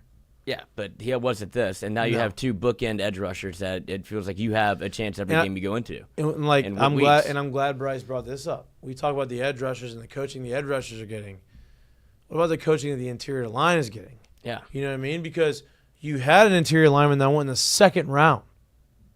You had 2 get drafted last year, right? One went in the 2nd round who was supposed to be all world, a top 15 pick, and. He did not perform. I know he's coming off an injury, but I think part of that has something to do with coaching. If he was on this defensive line with this coaching staff, he'd be a top 10 pick. Yeah, you would just assume that he would. Which is wild. We thought he was going to come back. You think he's looking back damn, maybe I should have gone back? Probably. And it depends on, is he playing at all? I don't know. But my point is the interior line. I didn't think he was going to be a second-round pick. Even with Jacoby and Guillory hurt, has been playing really well. So, kind of goes to show you what they have right there in the coaching staff, and there's a reason why they're paid as much as they're being paid. Oh, he's got some stats. 4 tackles on the year. Okay. Had 3 tackles against the Texans. Who's he with, the Jaguars? Yeah, that sucks. He's with Matt House again. They tried to bring in a bunch. Yeah, Matt House is not doing great either. The Jaguars stink all of a sudden when he got there. They stink. He's got a bad smell to him. Yeah, not good. But yeah, the offense is. I mean, the defense is making you feel a little bit more confident. But I am nervous about the game. Of course, but it does feel such a good point in the season. You know what I mean? Where you could go one way or the other. Right, but even with that said, this has already been a fun ride. Like, it's not nearly as bad as it was. I know, I'm just saying, you've already had some things you can check off and go, it's not a complete, like, they're getting better and it's not a complete loss, but there's a lot in front of you that could make this a lot different. You got to beat the teams that you need to beat. Yep. Right? When they've set themselves up after a season, like, to the start of your season, you started with an L, and it's like, all right, you're behind the 8 ball. You've been grinding. Right. You've been grinding. And you ain't going to have to stop. You don't have to grind harder, actually. Get healthy. Yeah, they're working on it. Speaking of grinding harder, do you think Alabama's is in trouble, huh? Doesn't feel great. Like, I say trouble, not, they're going to lose 4 games, but, like, their defense is not the same. You know what I mean? They're not the feared defenses that like they used to be. They're giving up a ton of yards in the secondary. I don't know, dude. I'm not saying Bama's burning or anything, but it's not. It's, you know, well, it's first of all, the shocker is the Vanderbilt loss. Like, once that happens, like, I've never in my life. And then the way they play against South Carolina. And then the South Carolina, where like it's not the same. Obviously, when you lose Nick Saban, but it's funny to see them come to that realization. We talked about the one Alabama fan we know, Hunter Hall. He's like, "What is this? Like, this is what it's like when you don't have the ace card." But yeah, you going into Alabama, Tennessee, and there's no reason to think that Tennessee can't win at home. Like, it was, 2 years ago, it was probably one of the best games of the year. And here's the deal. Tennessee's defense is really good. Their offense still trying to figure some stuff out. We did not think that we were going to be flipped. It was going to be flipped. We thought their offense, being Tennessee, was going to go around. Their defense is supposed to be better. We haven't seen a good defense there. Well, the defense is better than the offense. So Alabama's not going to be able to go out and get bailed out by some crazy plays offensively because their defense, I think, is going to be able to hold them down. It's going to be interesting. Two losses in the last 3 games and a third one that you felt like they lost. You know what I mean? Like, the fans look at that and like, we lost that game. They don't even know that they won. Right? We hadn't seen that in a minute. And now Tennessee catching 3 at home. I know. Home dog. We saw what happens when you're a home dog. Run faster. Yeah. And the last 2 times LSU's been a home dog. But that's a de facto, as much as Ole Miss LSU was a de facto kind of eliminate yourself from playoff contention potentially. This one is too. Alabama with 1 loss, Tennessee with 1 loss, and they're both bad losses. Yeah, you're right. Bad losses. So it's going to be hard to bounce back because that makes this win not look as good and makes the loss. Like, it's right. Palatable to – No doubt. We got beat by Alabama. It's like, well, Alabama got beat by Vanderbilt. Whoever loses that game, I think, is out. Out. Or they'll be scratching and clawing to get back in. Yeah. See, and I think because we're going to look at the end of the year, and they're going to we could potentially look at the end of the year and say, oh, well, the Arkansas loss was better than the USC loss, right? Obviously, Arkansas is 4-2. I don't know what USC is, but USC is 3-3. 3 losses. Their schedule is they're going to play some more tough teams. Now, if they go out and upset those teams, which feels like they should have. They're a weird team, dude. Yeah, they should have won all. They should be undefeated. They should be. They should be undefeated. They were up all 3 games in the 4th quarter. Tough. But eliminated themselves from playoff contention. Right. But yeah, you look back and you go, that USC, like, it felt like it, especially after they won again, when they started off 2-0 and you were looking at USC, like, okay, the loss isn't that bad. Like, maybe they're good this year, and then they fallen off a cliff. But if you're LSU and if you can get out of these 2, Arkansas, Texas A&M, and you do drop one to Bama, I think you could even drop one to A&M, but you can't lose more than 2 games. No, right. Like. And that's crazy that you say that, because now we think, we look at Alabama and we're like, okay, they're not. You're right. They're Alabama. They're not Alabama. You know what I mean? Like, they're good. It's not the big they bad could beat wolf. you. Yeah. But they're not like, we got to be perfect and go for it on go Fourth for 2 in down. overtime. Yeah. Or in regulation, so we don't go in overtime. Like, we're not that Alabama. So now you're thinking, okay, you're on the road at A&M. You go slip up at A&M. I think we're good. That's kind of what people are starting to feel. I would like for them not to lose Alabama. I mean, to either one of these next two. Also, well, I'll raise this scenario: if you lose to A&M but beat Alabama, are you fine with that, or you rather beat A&M and lose to Bama? I feel like this is the year for just the narrative's sake. If LSU were to beat Alabama, it really does drive home, like, okay.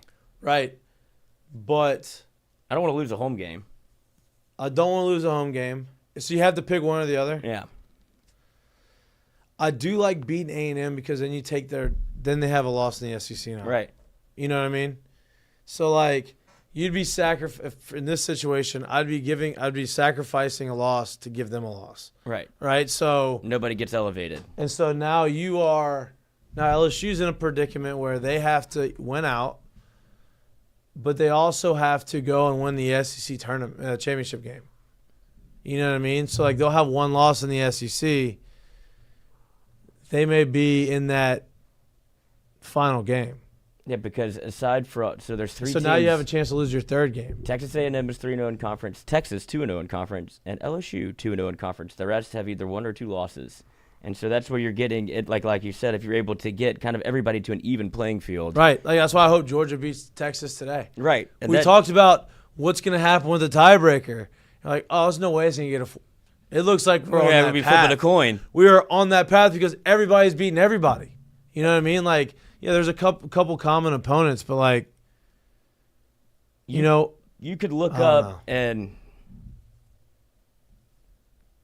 2 weeks, 3 weeks, maybe 4 weeks, I guess, because of the bye, but certainly 2 weeks with A&M where there's going to be one more conference loss.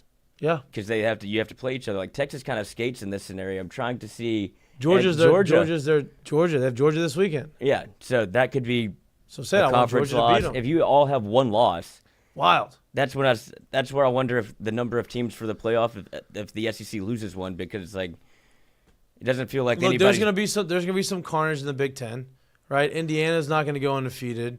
I believe Oregon will slip up, even though their schedule's not super tough. Need Notre Dame to lose.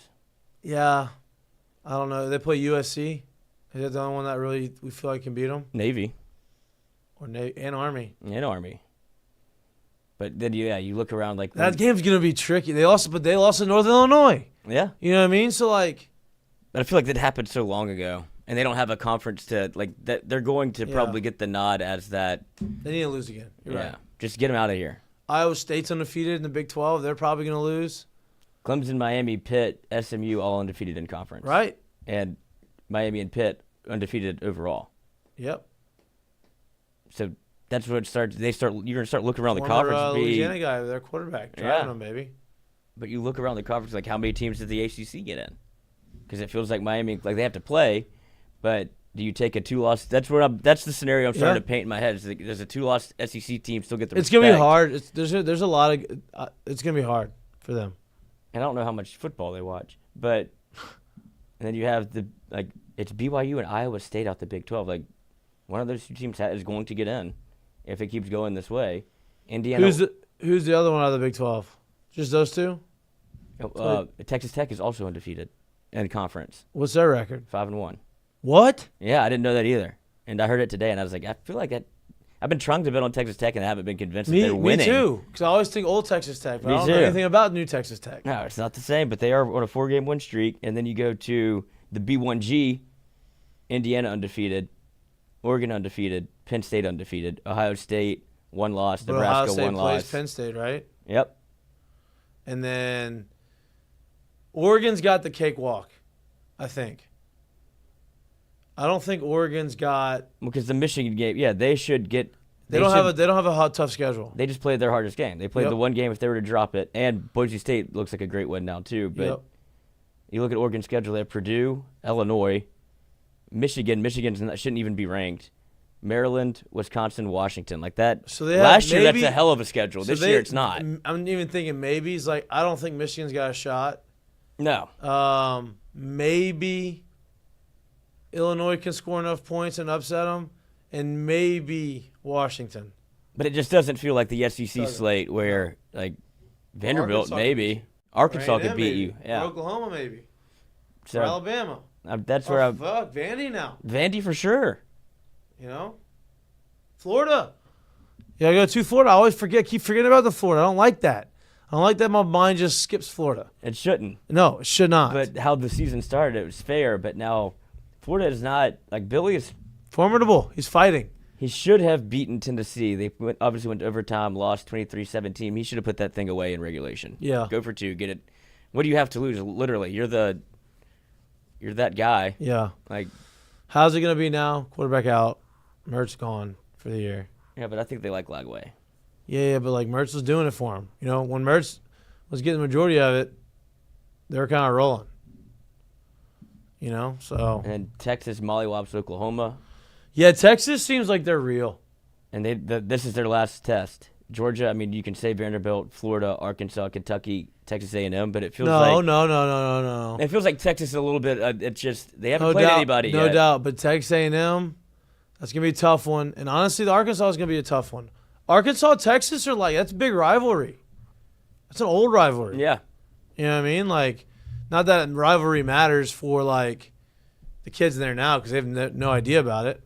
But yeah, Georgia and this is their like. We're worried about going to Arkansas right now. You know what I mean? Why can't they be worried about Arkansas? And I think you'll find out a lot about Texas because I don't think you can put a lot of stock in that Michigan win, even though it was early on felt like a huge game at Michigan.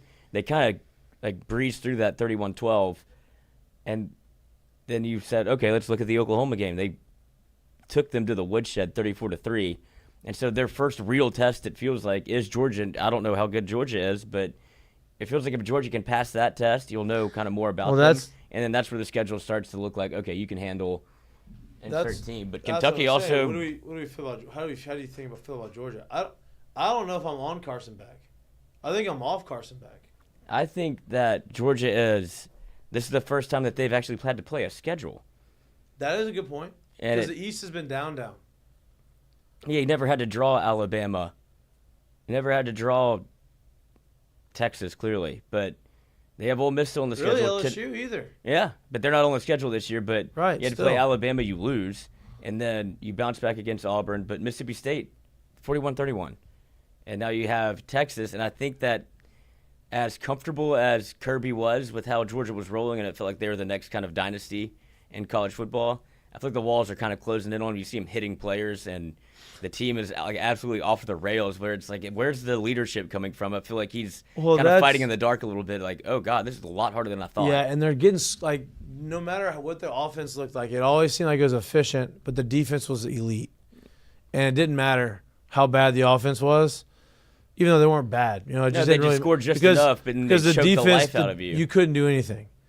Giving up 31 points, that's new. You know what I mean? Like, you can get over the defense. I mean, you can get over the offense. But you gave up 31 points to Mississippi State after not being able to sniff Alabama. Right? Like, you got cooked in the Alabama game. So that's 2 in a row. That's not great. Yeah, you had to score 19 points in the fourth quarter just to make that thing respectable. 3 touchdowns, 3 picks against Alabama. And then Alabama drops one to Vanderbilt. That's what I'm saying. Like, the SEC is just cannibalizing itself. So I'm wondering, like, when it gets to committee time, how much that bears weight. Are these teams really good and it's hard to win in the league, or are they going to be like, the SEC's down? Yeah. I don't think they think the SEC's down. I think they know that.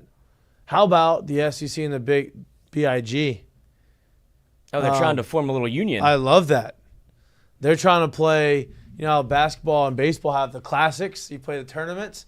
They're going to have a Big Ten SEC challenge in the middle of the season, so there's going to be a lot of interconference matchups. I love that, I think. People are going to hate it because you don't want to play the hard schedules, but I love it.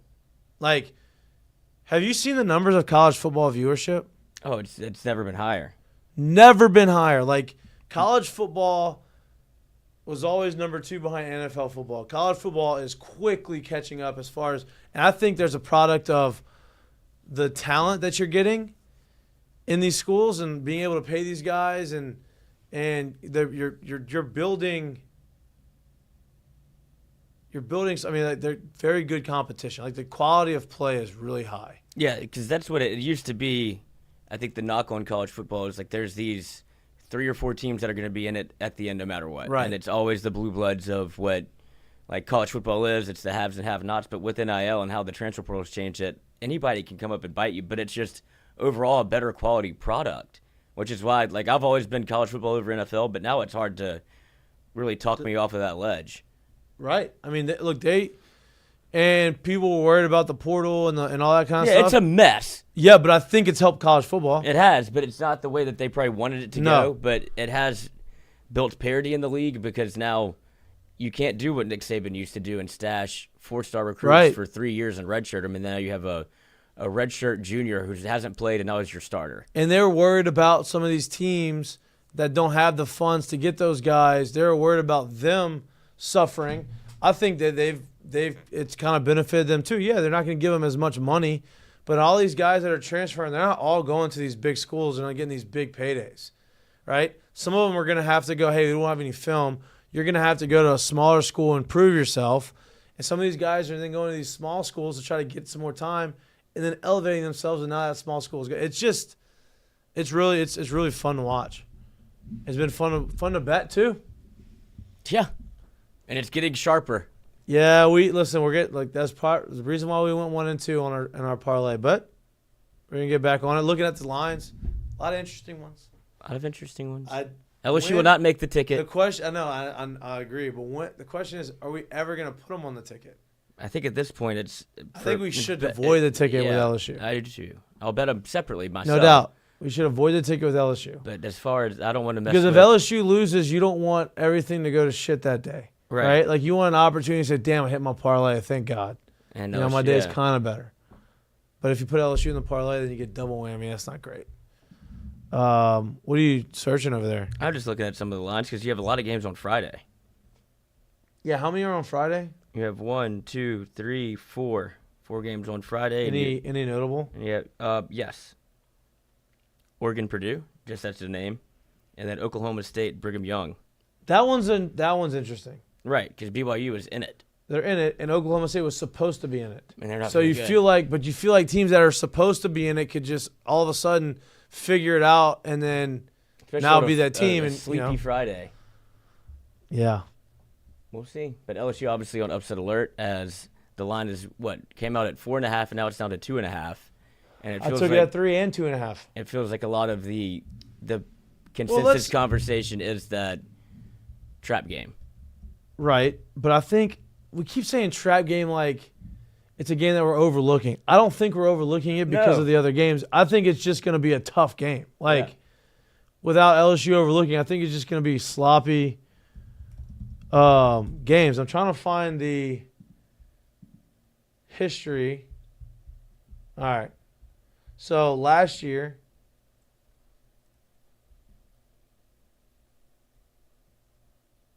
LSU lost Arkansas last year. Oh, no. No. Never mind. I'm an idiot. LSU beat Arkansas last year 34-31. Right? Shocking game. That's when you realize, damn, our defense really does stink. Yeah. Right? Like, Arkansas wasn't doing anything offensively all year. They scored 31. Year before, LSU wins 13-10 at Arkansas. Sloppy. The year before, Arkansas beats LSU 16-13 overtime. 2020, LSU beats Arkansas 27-24. 19, anomaly, because you had the greatest team in the world. Beat Arkansas 56-20. Still closer than the experts would think. 36 points. That's a lot. And then it was 24-17. And then LSU had a couple blowouts. Arkansas had a couple, 14-15, kind of got on our ass. But from 18 until now, you've had every game but one be one-score game. So, going to be a battle. Now, yeah, LSU's won the majority of them. It's going to be sloppy. That's where they got. That's how the 2.5 gets there. And that 13-16 loss in 2021 was Nussmeier's first de facto start. You're right. It wasn't a start though. No, that's just the de facto because Max Right. Johnson played the first. And series. that was how dysfunctional that was O's last year. Mm-hmm. So that was not great. Like that was bad. Hell, put Nussmeier in. That was bad. So it doesn't transfer. I don't know. Jack Bash back at the end zone. Everyone's like, "Yep, you got something here," and then nothing else happened. But yeah, all that to 13, say 3 10. points. Yeah. Yeah, that's 34-31. It's all 3 points. It's 9 points in 3 games. All right, and then 7 Spread point is win. 2.5. 7.1. Yeah. I still The like dark LSU. days were. I think we're. 2014, 2015. Yeah. Yeah. That's when Les got fired. That was when Mettenberger tore his ACL, and the next year you had what, like Anthony Jennings. You had a bunch of quarterbacks. Brandon Harris. Boy, we went through another stretch of bad quarterbacks, didn't we? Yeah, but this was always off the heels of the Alabama game where, let's see if you can get up for one more and keep your season alive. It's like absolutely not. We're falling so flat right now. Like, we have no interest in playing this football game. Yeah, and then LSU's still ranked. I mean, 15. Who is their quarterback? Because they're ranked 9th in the country whenever they played Arkansas. Brandon Harris? Was he the starter? Or is this Etling? That's what I'm thinking. I think it's Etling. I think it's Etling. Etling had LSU playing well until that game. They lost. And you went, yeah, dude, that was tough. Tough stretch there for a minute. But It's Brandon Harris, sophomore. Anthony Jennings also on that team. yeah, I feel good about it. I think they kind of know what they need to do. Other quarterbacks: Danny Etling, Brandon Bergeron, Jake Kleiss, and Justin McMillan. Remember that whole? Yeah, Brandon Bergeron. Wow, I remember him too. He went to his sister went to high school with me. Fun fact. Brandon Harris was your starter that year, but that's also the year that Leonard Fournette went absolutely nuclear when he almost ran for 2,000 yards and won the Heisman before Week 8, and then he didn't win the Heisman or go to New York. Yeah, they played Alabama. That's what happened. Yeah, And then King Henry took the Heisman. Yeah. All because of that game. Yep. Well, that was a fun time. Fun times. Are you gonna watch the Saints game tomorrow? Yeah, I guess. Malachi Dupree, your leading wide receiver with 43 catches for 700 yards. Different times. God, I mean, what are we doing? Different times. And then you have Lenny with 300 attempts, 1,953 yards, and 6.5 yards a pop. And if you take out the Alabama game, he's running for 10 yards a pop, and there's 28 less attempts. Didn't do anything. Nothing. But it was this 2015 run. I'll read you the numbers because I think we forget because of that Alabama game. That was Mississippi Ole Miss. State That's when he was W. running over everybody. Yeah. Mississippi State W. He goes for 28 for 159, 3 touchdowns. Auburn, 19 for 228, 3 touchdowns. Syracuse, 26 for 244, 2 touchdowns. Eastern Michigan, I don't know why he's carrying it 26 times, but he did. 233 yards, 3 touchdowns. South Carolina, 20 for 158 for a touchdown. Florida, win. 31 carries, 180 yards, 2 touchdowns. Jesus, Kentucky, dude. 26 for 151 touchdown. And then Alabama, 19 for 31 with a touchdown. And then Arkansas, 19 for 91 for a touchdown.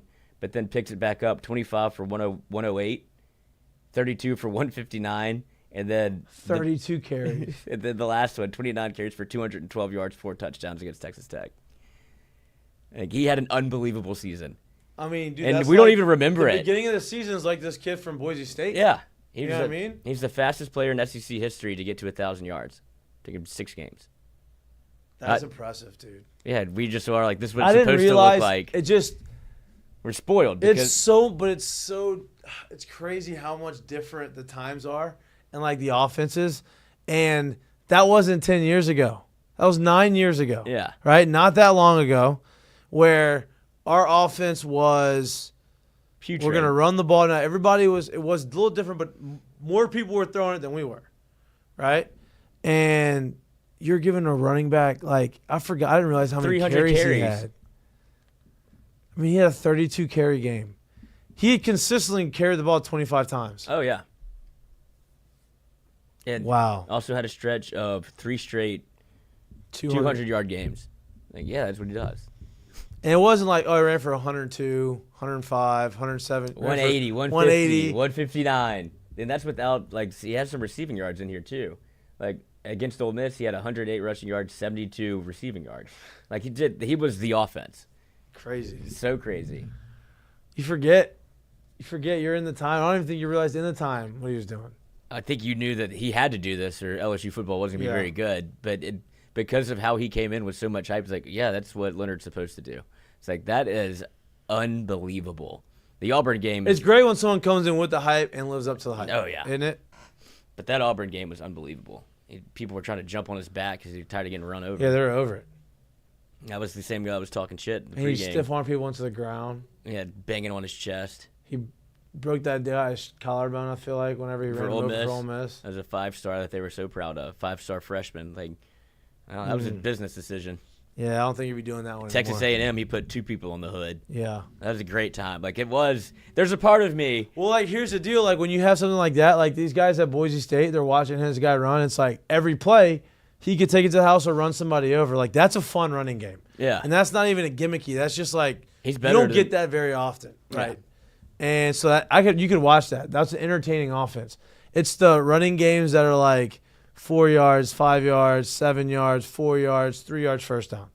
You know, maybe pop one for 10. You ran it 50 times in the game. It's like Yeah. You scored 10 points in That's one. when you're like, okay, that's boring. Yeah. Unless you win. Unless you win. That's LSU football, baby. That was what a lot of people were saying for a long time. It's like, that's just how LSU plays.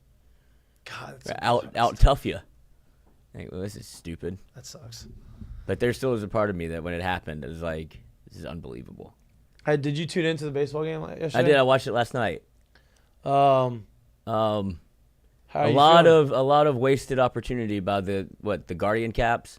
They were not able to capitalize on left a lot of people on base, but it was still fun to watch. Then you got the Judge breakout homer, where I think his first homer in the postseason. That thing was a missile. 111 off the bat. And it did not stay in the stadium for long. Hit the moon. Yes. It was out of here. Up Quick. Fastball in the zone, got to it. Got on top of it. Definitely touched the moon. Yeah. That was impressive. His first one, so I think he has a lot of pressure on Had himself. a big at bat in the game I was watching where there was a guy, he was a pinch hitter, and he fouled off a bunch of pitches, and the umpire banged him with the breaking ball, but it was high, or it was off the plate, and he called it a strike and struck him out to end the inning. Bases loaded on that situation. Could have been, an opportunity for them to narrow they the got deficit. 3-2, and then the Judge homer happened. But I think I saw that same at bat where he fouled off like 8 straight pitches to the right side. It's like, stop throwing that pitch. If you leave one up, he's going to hit it And out then, the he, park. and then he took a ball, and he fouled one off, and then they threw the breaking ball for a ball. And He ran banged the him. ball. Yeah. That was tough. But it's been fun. Like, obviously, this one everybody tunes into baseball. I'm excited to see the Shohei show. Okay, here's my question. Would you rather it be Yankees-Dodgers for Shohei Judge, or would you rather be Yankees-Mets Subway Series? Yeah. Interesting, huh? I guess you want the best players in baseball because I don't really – it's funny that the Mets get this narrative of, like, the underdog whenever they have the highest payroll in baseball. Are they still the highest? Uh-huh, They right got by- rid of- well, they're paying a lot of money to a lot of people that People aren't that on aren't their playing. team anymore. So they don't really have those So guys. they kind of really- are an underdog. Yeah. But So I love Lindor, too. I love Lindor. So I love Lindor. I think But I think Shohei is probably the most entertaining player in baseball. when you got Shohei and Judge, those are two most. Yeah. Those are the. And honestly, dude, I want them. You got both MVPs. All right. You know what I mean? You got the MVP of the National League playing for the best team in the National League. You got the MVP of the American League playing for the New York Yankees. Two of the Blue Bloods, like two of the all-time oldest historic teams, most successful teams in Major League Baseball. And each of those guys have an MVP on the team this year. Like, that's what I want. Fuck the Subway Series. Yeah, I've already seen that. Do you Well, know so what? Do you know who Liam Payne is? Yeah, I just saw that. I didn't know who he was, but now I know who he One is. Direction is, but somebody tweeted Jimmy Carter fucking outlived Liam Payne. Jimmy Carter, is he alive? He's alive. He You didn't see voted. that? They said, yeah, he doesn't look alive. Well, he's physically They alive. said he has good days and bad days. He's physically alive. I don't think he knows where he's at very often. 100 something years old, 100 years old. How old is he? I mean, as old as you. I think he's just 100. Just 100 on the dot. Yeah, but he looks awful. My wife's grandmother's turning 99. Oh, my grandma got to 99. But she's And she doing doesn't it, dude. look like this. She's doing it. She still lives. She just lives at her house. Like, yeah. Why are we doing that? He brought him out into the sun?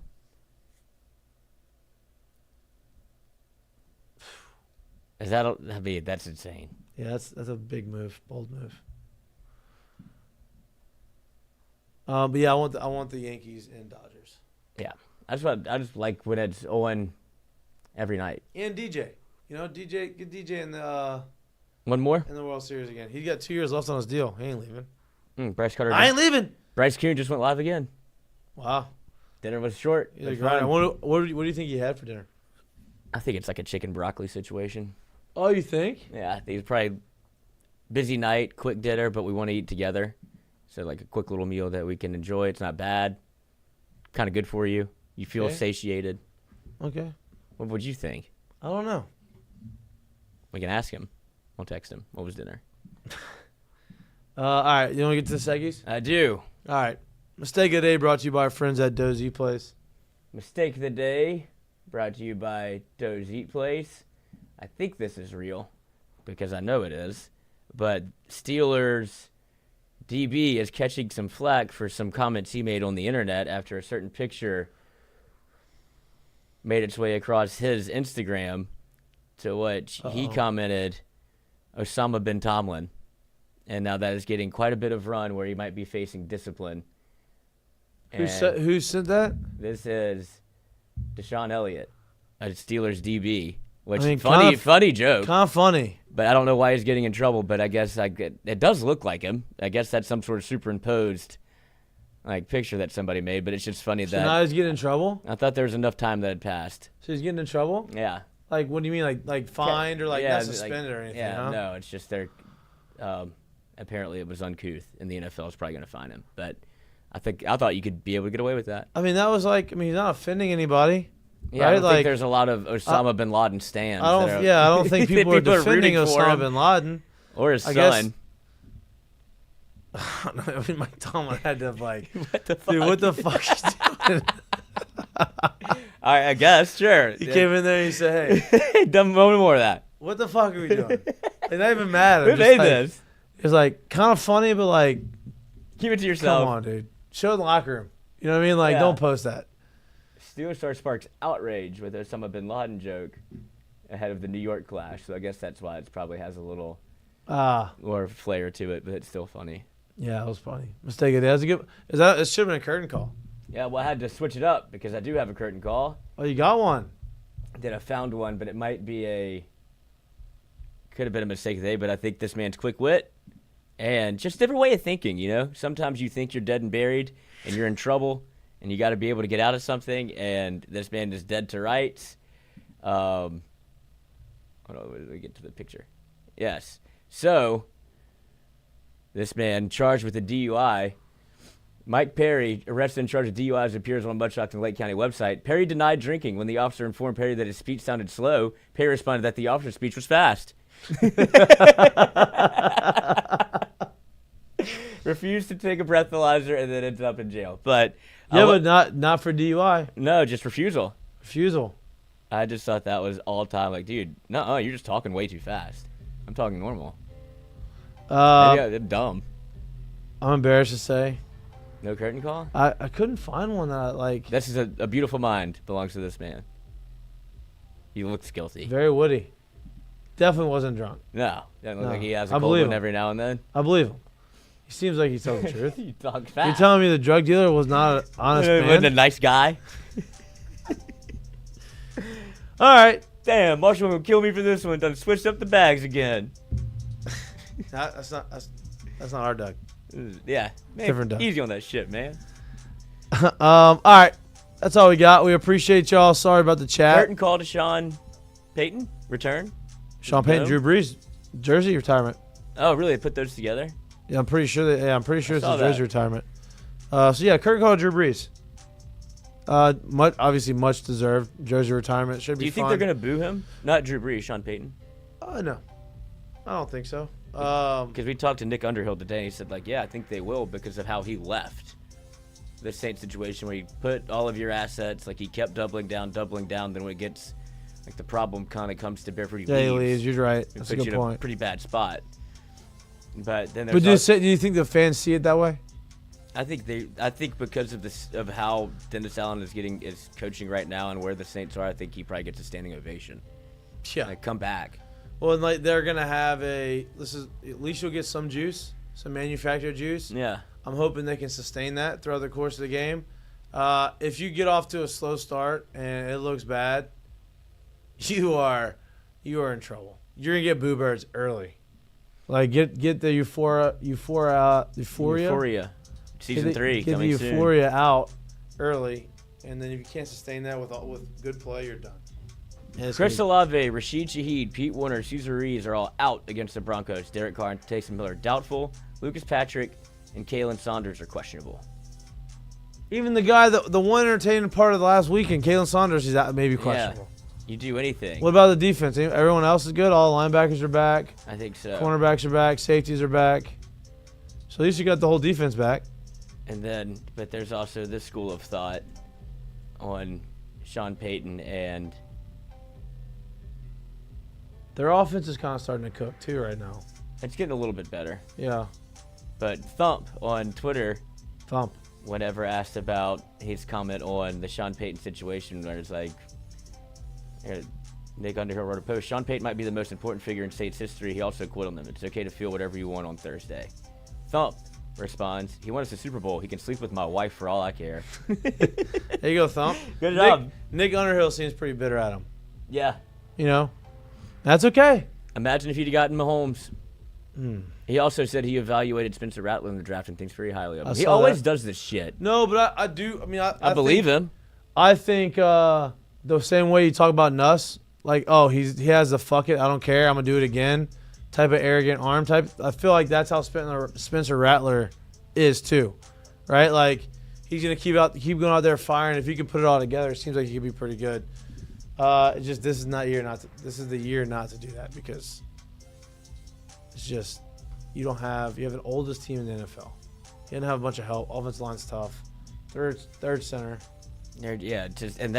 There's a world where obviously Mickey Loomis has doubled down on Dennis Allen, continues to back him, but there's also like he might come back because of the injuries. Like, well, I didn't get to head coach the team that I wanted. He's got to go. The oldest roster in the league. He's got to go.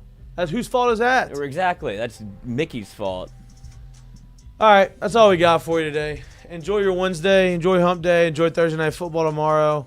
We'll be back live in studio Friday from 1 to 2-ish, talking all of our bets. Get back in the saddle, and get some wins on the gambling front. We love you all. We appreciate y'all. Please like and subscribe to our YouTube channel. See you on Friday. Peace. Bye.